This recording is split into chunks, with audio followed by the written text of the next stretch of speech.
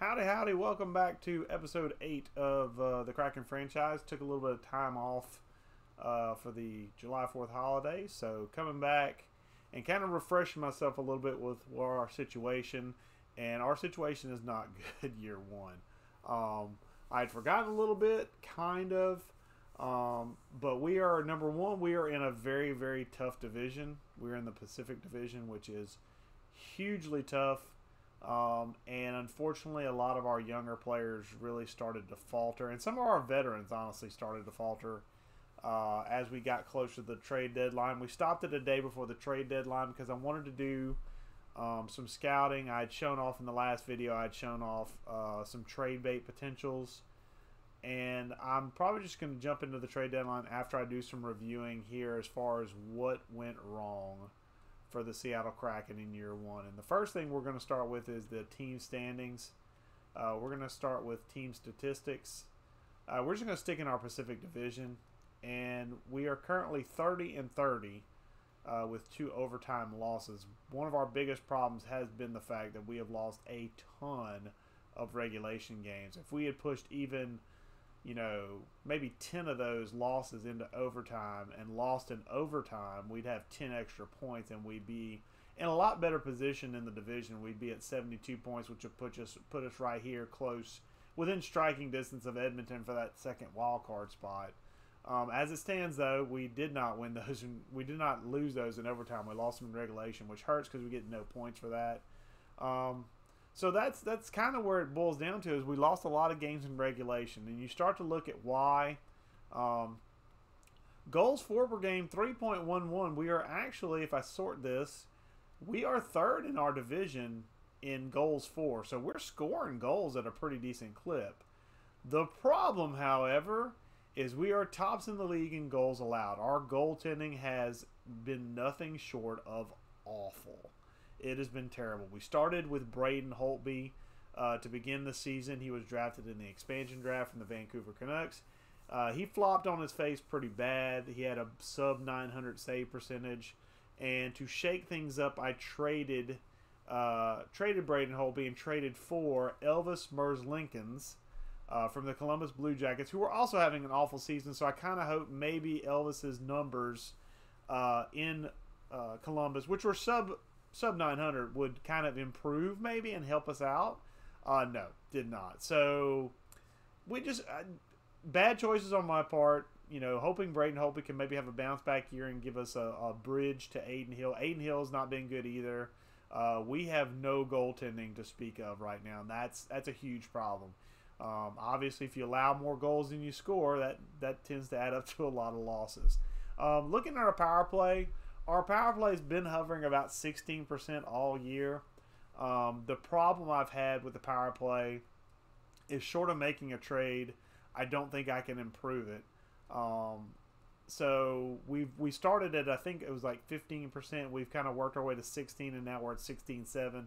That appears to be our apex. So we're not terribly good on the power play. We are solid, but not spectacular on the penalty kill. Let's see where we rank at. We're middle of the division, but if you look down here, Anaheim is leading our division right now in points, and they have the same penalty kill percentage as we do, but their power play is about 3 points better than ours, and also their goaltending is much better as well. They score 3.31. They allow 2.63. They have John Gibson in net. John Gibson's rated pretty highly in this game. So it looks to me like, as far as the Kraken are concerned, let me get back down here to our Kraken here. Let's just, the big, huge, gigantic elephant in the room is goaltending. Now, some of that, a lot of that, I'll say, can be put on the goaltenders, but some of it has to be put on the defenders in front of them. So with that, let me look at our player stats. And let's take a look-see first at our forwards. And I want to look at plus-minus a little bit, but not a ton, because I want to see who leads in the negative side of plus-minus. So we got Pavel Zacha at -13. He is our first-line left winger. So kind of to correlate that, you come down here. Anthony Duclair is also our first-line right winger, -2. Adam Henrique, -2. I believe No, they've been together the entire year. So I don't know why Zaka has such a bad plus minus ratio in comparison, because Zaka has been on that first line the entire year along with those two guys. Excuse me. But so our first problem is we're not really getting a whole lot of production out of our top line. I mean, you look, Zaka leads us with 17 goals. Duclair is our sniper. He's only got 13 goals through 62 games. That's not good enough, point blank. That's not good enough for a first-line sniper. Now, I'm not paying him a ton of money, which is a good thing because he's tradable at this point, but that's for a guy that I kind of want to score. I want him to be at least at 20 goals at this point of the season, period. I want him to be at 20 goals, especially as a first-liner. And he's getting some power play time. Duclair should be at least at 20 goals. That should be like a minimum. For him to be lagging that behind on the line, that's a disappointment. So that's one of my free agent guys that I signed, or expansion guys I drafted and then long-term signed that didn't work out. Henrique has not been a bad guy his first year. The problem with him is he's 31. He's going to be making $5.825 over the next 3 years. And he's going to start declining soon. So I'm thinking at the trade deadline, I want to move Adam Henrique. Even though he's our captain, he's our initial captain of the franchise. I think it's time to move on from Adam Henrique. The experiment has not worked. And if you look at his chemistry on the lines, he really doesn't 100% fit this line. I picked him up because he had some penalty kill capabilities, and I know he's a good face-off guy. I know he's a good veteran guy. But I think at this stage we need somebody that's maybe more of a playmaker that could potentially fit on that first line, and so we need more offense out of that first line. I think is what it boils down to. We need some help for Duclair. We need some. Zaka's doing fine for the most part. I still would like to see maybe some more assists out of our winger, especially to Duclair. But at least Duclair's getting some assists, maybe to Zaka and to Henrique a little bit. So, I mean, there's some chemistry here, and there's -2 at this point of the season is not terrible. But whenever we don't have a whole lot of heavy lifting otherwise, that's kind of nerve-wracking. And our first-line guys are going to be out there a majority of the time. They're getting a majority of the ice time. Now, let's flip and see who our positives are. Our positives, Anthony Beauvillier. He was currently injured. He got hurt with a concussion a week or two ago. He'll be back March 2nd, so he's not out long-term, thank the Lord. But Beauvillier, 21 goals and 24 assists on the second line, and he's also getting power play. He's also getting penalty kill time, if I'm not mistaken. So he's out there a lot. He is a guy I'm relying on. He's 23 years old. He is signed long-term, I believe, for 6 years. I signed him to the same term as Duclair, and I want to say there was somebody else I matched him up with that had a 6-year deal as well. So I've got a couple of these young guns kind of signed out long-term that I want to keep around. Beauvillier's definitely been a bright spot. Another guy who I signed in free agency, Vinny Hinostroza, is a guy I picked up in free agency to basically be a bottom 6 player. And if you look, 17 goals and 18 assists, basically alternating third and fourth line time, playing only 12 minutes a game. He's got more goals than Anthony Duclair, who's playing 17. That's embarrassing if you're Anthony Duclair. That's a call-out moment for Anthony Duclair. Whenever I have a guy on the third and fourth line basically scraping for ice time, and I do believe he's getting maybe second-line power play time. I can check that in the lines here shortly. But this has been a guy who's been a very nice signing for us, and a guy who signed at a comfortable contract. 2.5 is not bad. It's kind of high, but for a bottom 6 guy, but for the production I'm getting, it's great. Sorry, I had to let my cat out. So, but Hinostroza has been a nice signing for us. He's been a positive signing for us. Another guy's been a positive from the expansion draft. I've had some expansion drafts where this guy has not done much. He has found his home on that second line. This is the Beauvillier, Anderson, and Sorelli line. And if you look, Sorelli's up here as well as far as plus minus. He's at 0. Josh Anderson's at 0. Beauvillier's at a +7. So this line, my second line, if you go, let's just organize it by goal scorers. Another surprise guy I have to mention, James the Real Deal Neal.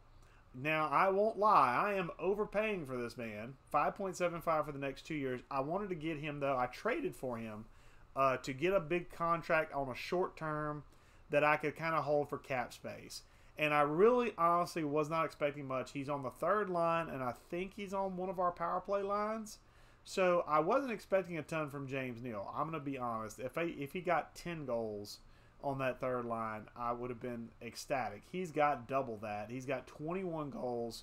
He is tied for our team lead in goals playing third line minutes. Now his plus minus isn't great because that third line has not been great, and I've been kind of playing around with line chemistry and trying to get him some line mates, and that line has struggled at times. But James Neal has been a nice player for us in his role as a third liner. He's been on the third line the entire year.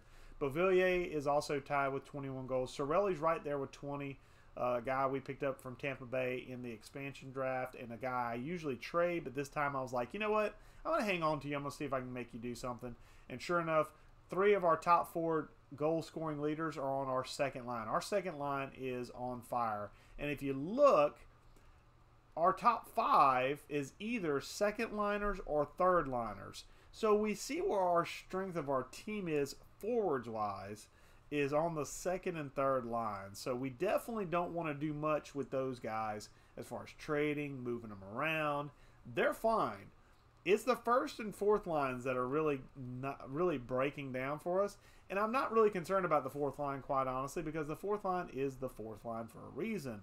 That's where I put my worst players at. You know, it's just, that's where they go. Those are the dirty guys that get, you know, hopefully can maybe play some defense for us and play some penalty kill for us.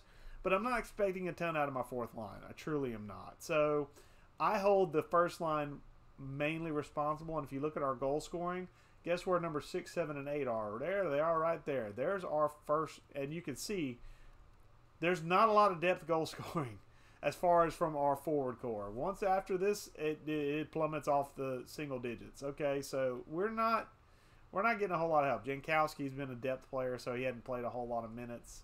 He's taking over for Beauvillier while he's out. But so our second and third lines are good. Our first line needs work. We need something to help out the first line. It's going to be see if we can find it at the trade deadline.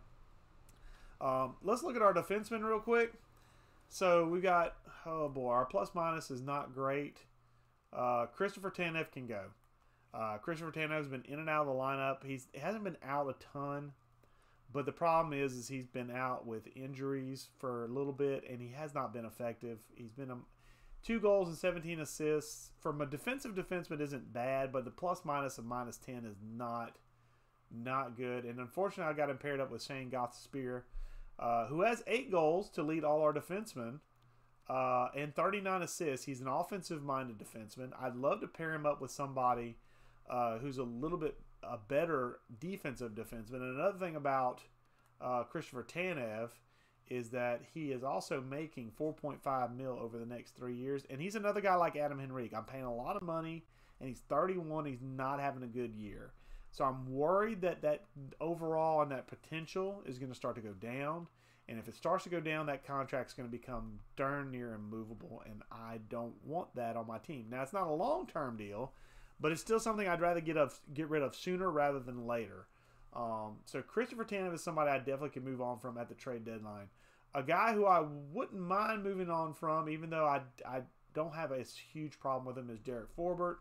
He's kind of been just meh, but I mean, he's an 80 overall. He's not a huge presence, but I have had a lot of trade offers for him. If you've seen the episodes where he's been popping up a lot in trade offers that I've been declining.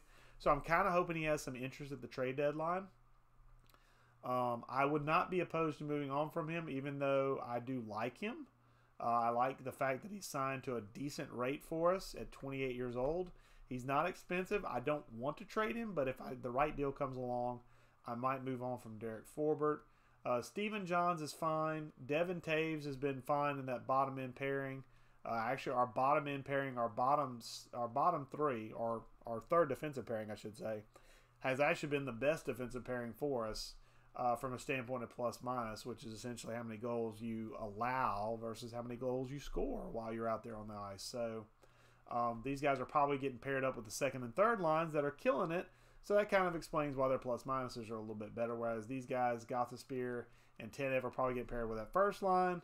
it's not doing so hot. So there's some, and then Jordy Ben has been fine. He's a guy who I'm not really concerned about at the trade deadline. I'm going to let him go at the end of the year, and let him just kind of fade into obscurity and retire off into the sunset. But he's been a solid depth guy for us. He's been plugged in a lot when guys have been out with injury, and he's been solid but not spectacular, which is all you can ask for out of your seventh defenseman anyway. Brendan Carlo, I'm disappointed in. This is the guy I was kind of hoping would kind of make a step up in his age 24 year, top four potential. Really has not done a whole lot. I may see if anybody wants him at the trade deadline, and if so, what they're willing to give up. I was hoping for a little bit more of a jump, and it could be who I've paired him up with, which is Forbert, another defensive defenseman. Maybe we need somebody more two-way to pair up with him, but finding a two-way defenseman that fits this scheme is tough. This coach has been a bear to work with. I'm not going to lie. I did off screen, I did check and see if there was any head coaches I could hire, but there's nobody that's of a caliber of this coach as far as from a teaching, learning perspective and his attributes. His scheme just does not work. As far as from a defenseman standpoint, it's very hard to find defense, which is funny because he's a defensive-minded coach. You'd think defenseman would be the easiest thing to find, but no, it's not. So that kind of gives you an idea. Oh, there's one thing else we need to look at. We've looked at defensemen. Goalies, let's see. Where did I trade? Oh, geez. Where did I trade? I'll look for Brayden Holtby after the fact. But just to show you, Aiden Hill's been here the whole time. He's 15-15, so he's basically a microcosm of us as a franchise, because we're 30-30-2. He's 15-15-1. He's played half the games. He does have a shutout, however, so he's played well a little bit in very small spurts. Very small spurts. 888 save percentage, not near good enough. But to be fair, he's a backup goalie. I mean, I was hoping for a little bit more of a step up again at age 24 year. I think the problem has been this year, there's a few guys that I was hoping would make the jump that didn't. And the guys that are making the jump and doing well are playing on the second and third lines, which is not enough ice time to get us over the hump. And moving them up would actually hurt them, honestly, in the long run. I want the chemistry of that second and third line. So I have to figure out something with the first line to get it clicking. But Aiden Hill's been our backup. Elvis Merzlikins is a guy I picked up from the Columbus Blue Jackets again. He had about this save percentage. Actually, he had a better save percentage whenever he was with Columbus. Actually, I can show you. In Columbus, he had 887. He had worse. So he's slightly better. So he's improved a little bit. He's actually got more wins now. So that's good. He had 2 wins in 16 games with Columbus. He has 7 with us. So he's been about, again, the microcosm of our team. He's been about 500. He's been average. So that kind of gives you an idea of our goaltending situation. Merzlikins I traded for just to show you because he had 1 year left on his deal at $4 million. This is a guy I kind of would hope would either spark something and get me to sign him long term, or would basically prove his numbers right, which he kind of has. And basically I'd let him go at the end of the season. I believe I traded him for for not much. It was like a 4th or 5th round pick. It wasn't a huge sink, or it may have been a player straight up. I don't remember 100% how I traded for him.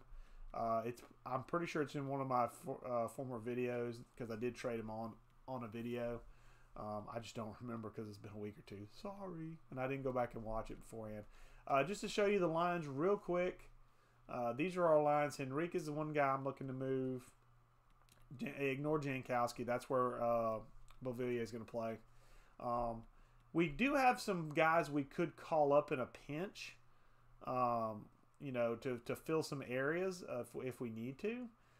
So we do have in the AHL guy we could call up. We could call up Glendening if we needed to. I would rather call up Pierre Engvall because he's a guy who could play top 6 and actually be a good top 6 player. He is 24, however, so he's getting a little older. Stefan Neeson is a guy who could come up. He has durability issues, but he could play just about anywhere. This compatibility is for the AHL, but my AHL and NHL coaches are really close. So this compatibility should be pretty close to what I have from the NHL. So this guy could play just about anywhere. The other guy I was going to call up is Giovanni Smith. This is the guy I drafted in the expansion draft to be my third line left winger, but he just wasn't ready. So I sent him back down to the AHL for a year to kind of improve. He's come up an overall or two. Actually, just one. He was a 77. But that's a guy I could call up. You know, I can basically call up some of these guys. This is our guy we drafted, a playmaker who could potentially be a really, really good second line playmaker. The problem with that is that he's a left wing only, and our current second liner, who's not available to show right there, is this guy, Anthony Beauvillier. And Anthony Beauvillier does not really work anywhere except for the second line with his coach. So that could become a problem in the near future. But I'm hoping a head coaching change will rectify that situation, because I do plan on moving on from my head coach as soon as I possibly can. I'm looking for somebody a little bit more offensive minded, maybe a little bit more welcoming as far as the style of play from the defenseman. That's the big thing. It's hard to find defensemen that hold the line as one of their attributes. It's a really hard thing to find. So I think what we're going to do is I've got my trade block set up. Actually, before I go in there, let me look for Braden Holtby real quick just to show you guys what his record was. That's not what I wanted to do. Search. No, still not what I wanted to do. Stop hitting the wrong button, Goofus. There we go. Holt B. Okay. And now search. Oh, really? Oh, wait, hold on. Goalies? There we go. I traded him to the Buffalo Sabres. That's what it was. Okay, player info.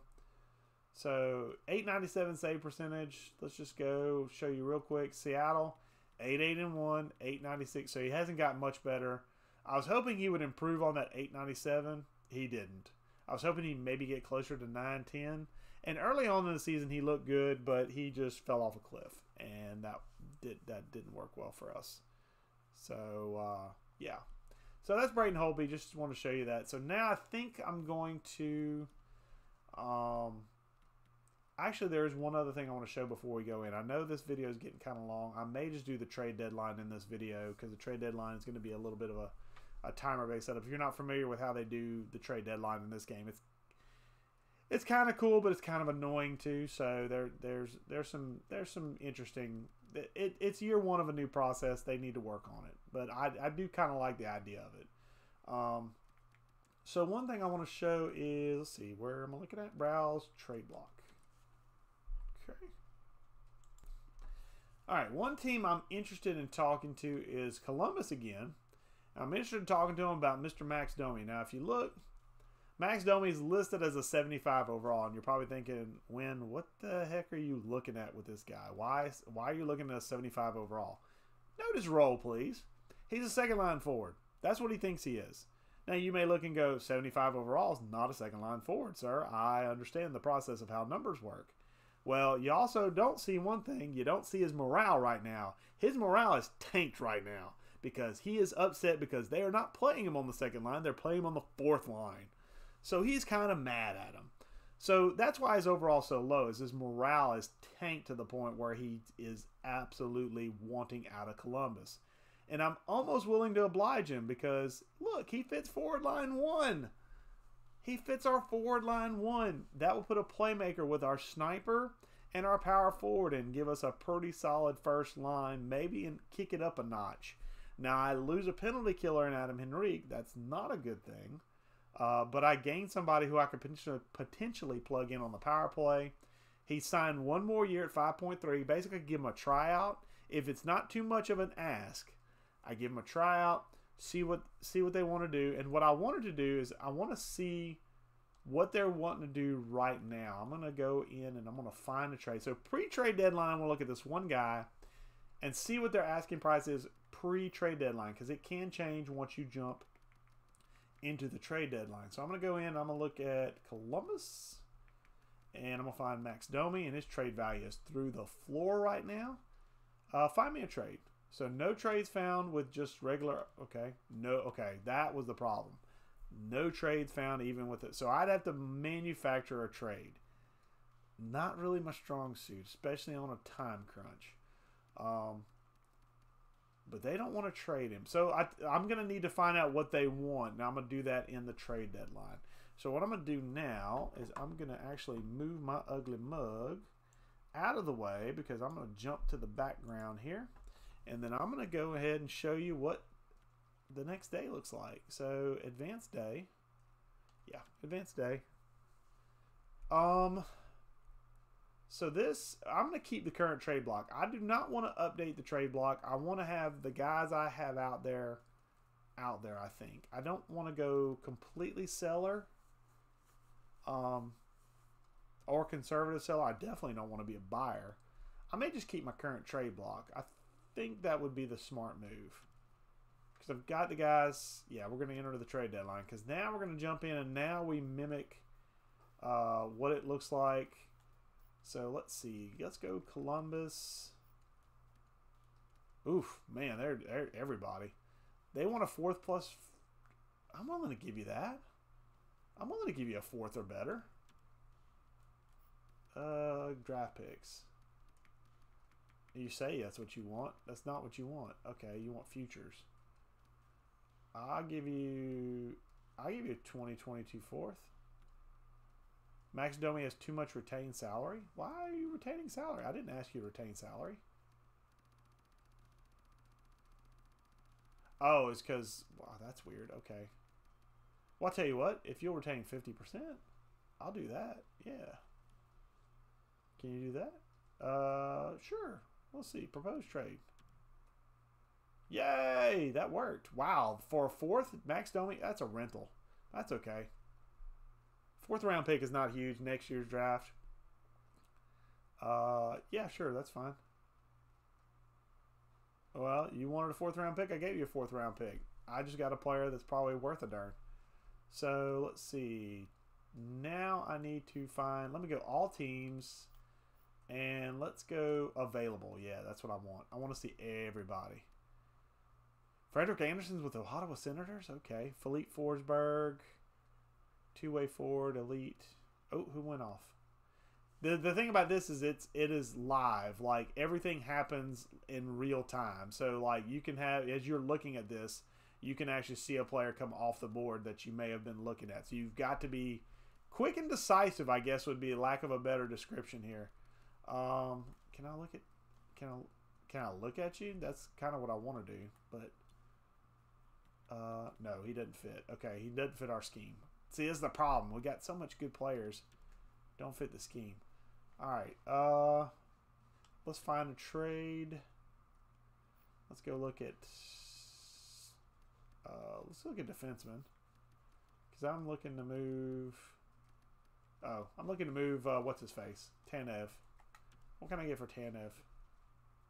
22 trades. Okay, I don't want to trade with Anaheim. They're in division. Unless I get somebody to steal from them. That actually wouldn't be bad. Christensen. What about Christensen? Let me look at Christensen real quick. Okay. He's a long way out, which is fine. He was drafted. Oh, he was the 8th overall pick in this past draft. Oh, no. I don't know anything about him. No. I don't want to trade for him and then end up being a flop. No, no, no. That's not good. That doesn't help me. Okay. Tanev's right here. Okay, let's see what I can get for Tanev. All right, let's see. I don't want Fleury. I don't need an old goalie. Sorensen. Kaliev. Who's Kaliev? I got to look. He's top 6 forward. He's a winger, sniper, doesn't fit. Jeez. That's killing me. Okay. Tanev. I'm not going to retain salary on Tanev, so any deals that involve... Let me see what this Mahura guy looks like. Golly, finding defensemen that fit this guy's scheme is such a pain. None. Oh, man. Okay. Eric Holla and Bufflin. Bufflin. Oh, man. Bufflin. I said his name completely wrong. I'm sorry. Brendan Carlo's another guy I wanted to move on from, maybe. Find a trade. Picks. Granlund. I don't want Granlund. Phil Kessel. I don't want Phil Kessel. I really don't want any Nikita Gusev. Playmaker, I think. Buffalo. I could trade him with Buffalo. I'm getting some second-round pick offers. I'm not taking Brendan Saad. I'm not taking Brandon Suter either, especially not 3 years. You're out of your mind. 2/3, one from Columbus and one from Tampa. Okay. Matthias Janmark and a third from Arizona. Get some second round pick offers. That tells me I should probably hang on to him, honestly. Yeah, I'll hang on to Brendan Carlo. The only guy I really want to trade in this list anyway is Tanev. So let's see. Anybody want to give me... Okay, 9 trades, and this is picks only. Or mostly picks. Okay, I'm not... Guys, stop trying to unload salary on me. Come on now, seriously. I mean, Kessel would be interesting just as a... I mean, but I'd be taking on... Yeah, I'll look. Just for the entertainment purposes. Okay, he doesn't fit. That's what I figured, but I wanted to double check. I knew he was a sniper. That's the bad thing about this is like you got to bounce out, bounce back in. Okay, Granlund, Kessel, Saad, Anisimov, Kulikov. Be getting a defenseman back. That wouldn't be a bad. But Brendan Suter. See, you threw Brendan Suter in and then you screwed up. See, that's the problem. I don't want Well, I mean, I say I don't want Mrazek, but I don't want Suter. Stop trying to give me Suter. Tell you what. Let me look at Kulikov real quick and see what I get out of Kulikov. Defensive pairing 2. He's a left-handed shot, though. I'm really not looking for a left-handed shot. I mean, but for a year, or for the rest of the year, does it matter? Not really. He's a two-way defender that actually fits. Who is on my second defensive pairing? Yeah, I can make it work. But you got to take Suter out of this deal. I'm not taking on Brendan Suter. Your terrible contract besmirches you. I'll take that. And I'll tell you what. I'll trade you Merz Lincolns. I'll trade for Mrazek. At least I'm cheaper. I mean, he's not better. He's no much better. They don't want Merz Lincolns, though. They want Tanev. They're willing to give up Kulikov and Mrazek. You know what? I'll just do it for the. Give me another pick. Give me another pick. Give me and you don't want to trade. Oh man. I'll tell you what. Give me. Wow, you don't have any picks in the next 2 years. Give me a 6th. And yeah, that's still not enough. Is there another prospect? You got another prospect? Give me another prospect. McDonald, Anisimov, Donskoy. I'm not taking Donskoy's contract. You got a bunch of contracts which you're trying to dump. What about Tatar? Doesn't fit. Brendan Saad, forward line 2. Don't want him though. Not for 5 years. What's it? Left wing, right wing, forward line. I don't need a second liner. All right, what's this chucklehead? 69 durability. Forward line 4 though. Why am I considering this? 1.5 for 3 years. 32. Oh, 32 years old. Nope, never mind. You know what? You're gonna have to give me something better than that. You're gonna have to give me draft picks. You know what? I'll go. Give me a 3rd in 2023. That's in favor of them, but I'll take it. Oh wow, they do not want to. Okay. Well, I'm not doing it for that. You can just kiss my booty. I'm not doing it for that. Give me a 4th rounder then in 2023. Will you do it for that? Okay, cool. Fair trade. That's fine. All right, Tanev is gone. All right, the other guy I want to get rid of because I did pick up. What's his face? Wherever he is, Max Domi. See, he's an 82 overall. See, already his overall has jumped up.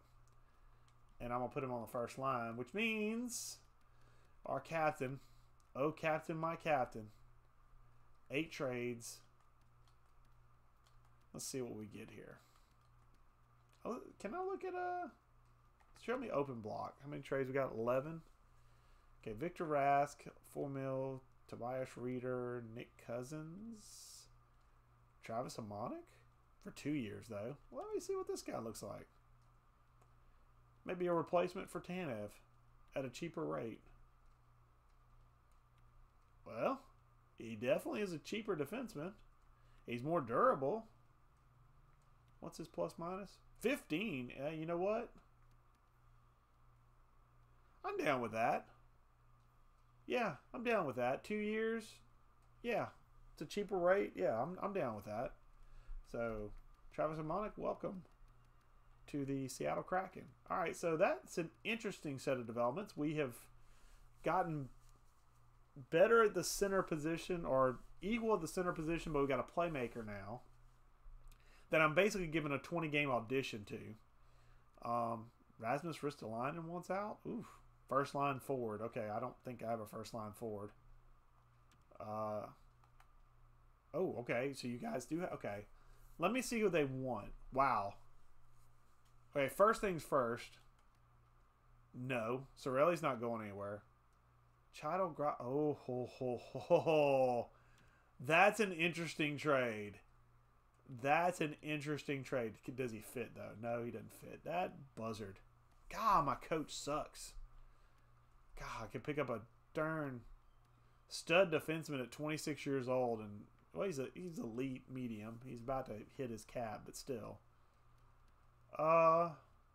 Didn't they? Nashville just traded because he was a San Jose Shark this morning. PK Subban, Ryan Getzlaff, Linus Omark, Peter Mrazek, Jaden Schwartz, Brendan Saad, Tanev's back on the block. I love the CPU sometimes. The CPU is such a goofball. I don't feel like we need Tierney, top forward prospect.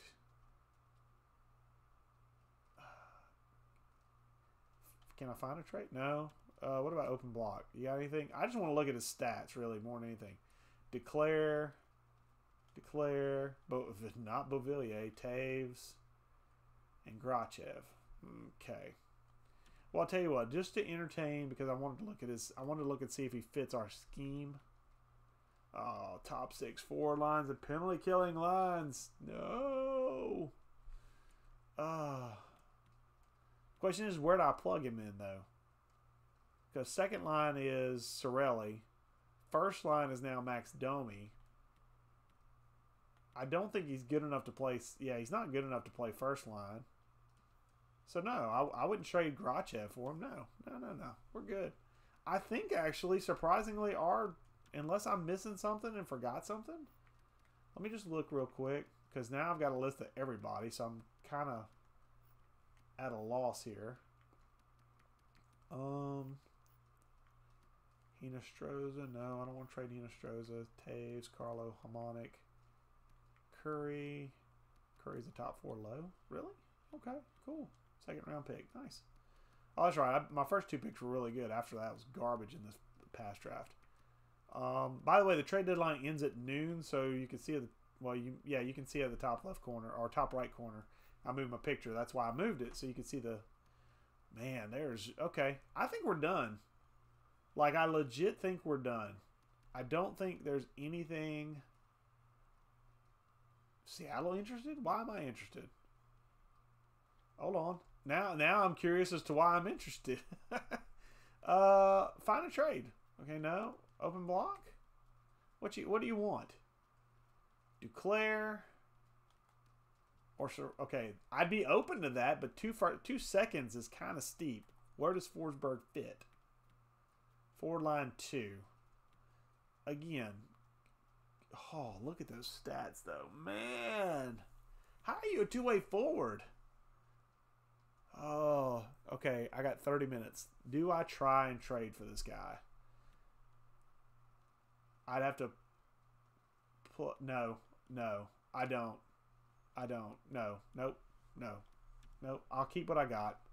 It's tempting, but last year of his deal, I'd have to re-sign him. I might be able to catch him in free agency. I'm going to exit the trade deadline. We're done with trades for the rest of the year. Wow. Wow. Seth Jones went to the Kings. Now, the Columbus is eating Jonathan Quick's contract, but they pick up the second overall pick in the 2018 draft, I think?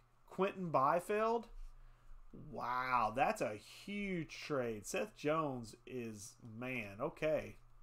That was a big deal. All right, now I need to edit lines because they have jacked my lines to heck and back. Yeah, we're going to move you. We're going to move you. We're going to move you down there. We're going to go here. We're going to go here.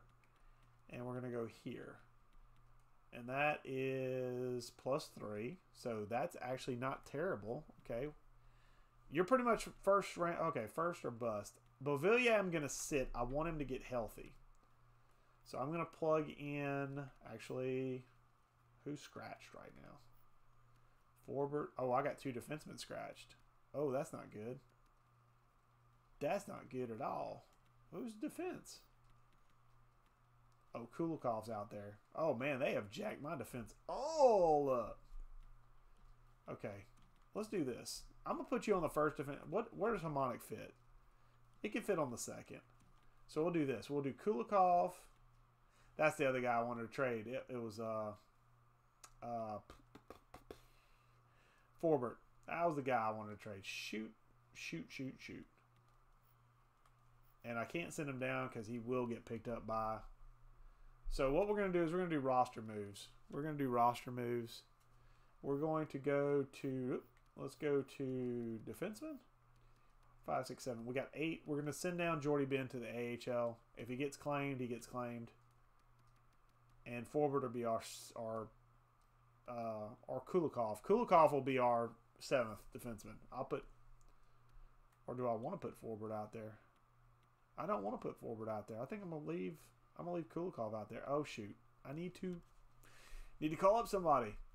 Because I need a forward. Yeah, I need a forward for the bench. So let's see. In the system, who should I call up? Should I call up Ingval? Neeson? Where am I? Let's find out where I'm missing first, and then we'll go from there. So Beauvillier needs to sit. So what I'm gonna do is I'm gonna pull Beauvillier and put Dowd in there very, very temporarily. And then I'm going to put Beauvillier here temporarily. And then I'm going to put Jankowski here temporarily. Hinostroza, Chido, O'Neal. That line is good, except for we're going to put you on the right side. Put Neal on the left and Chido in the middle. Then Sundqvist. Dowd was down there. Scratched Dowd. Okay. So Dowd was down there. Sundqvist was over here. So there's our line right there. Okay. Defense. Yeah, I think I'm going to leave it like that. Because it's a +1. It would go to +3 instead of plus. Yeah, I'm going to leave it like this. I'm going to put Carlo. I'm going to give Carlo one more shot. Obviously. So so now I need to look and see what I need. Jankowski is a guy who could play. He could play just about anywhere. Not really. Is Jankowski, can he play center? Oh, yeah, he can play center. Dowd may make. Oh, he'd be a really good bench guy. And he's 78 overall. Okay, so let's say once Beauvillier gets healthy, Jankowski will move back down to the 4th line. They jacked my lines all up, so I'm going to have to fix all this stuff. So I tell you what, this video is about 45 minutes long. I'm going to stop it here. I'm going to fix the lines behind the scenes, guys. I'll tell you what, while I'm saying that. I'm going to fix the lines behind the scenes. And when I come back for episode, I believe 10. I believe it's going to be 10. We will finish out the season. I want to talk through the process of the trade deadline, what I was thinking. I missed a couple of things, but I mean, it is what it is. That's what happens whenever you're free-flowing stream of consciousness style. So I'll work on the lines and fix the lines. get those set up, and then we'll finish out the season. We'll go over our end of year report, see where we're at, see if maybe we make a run. I mean, I doubt it, but we're way back. But we'll just see where we're at. We'll kind of get a game plan going into the next season if we make the playoffs. If we make the playoffs in the AHL, we'll watch our AHL playoffs. Maybe in the next video, if not the video after that. But we'll at least get to the end of the season in the next video. But for this one, I'm going to shut it down here. If you like what you're watching, give a subscribe, give a like. If you have any comments, please leave them in the comment section. I'll read through any of them that you leave and, make any changes or whatever accordingly. Appreciate you watching. Until next time, catch you later.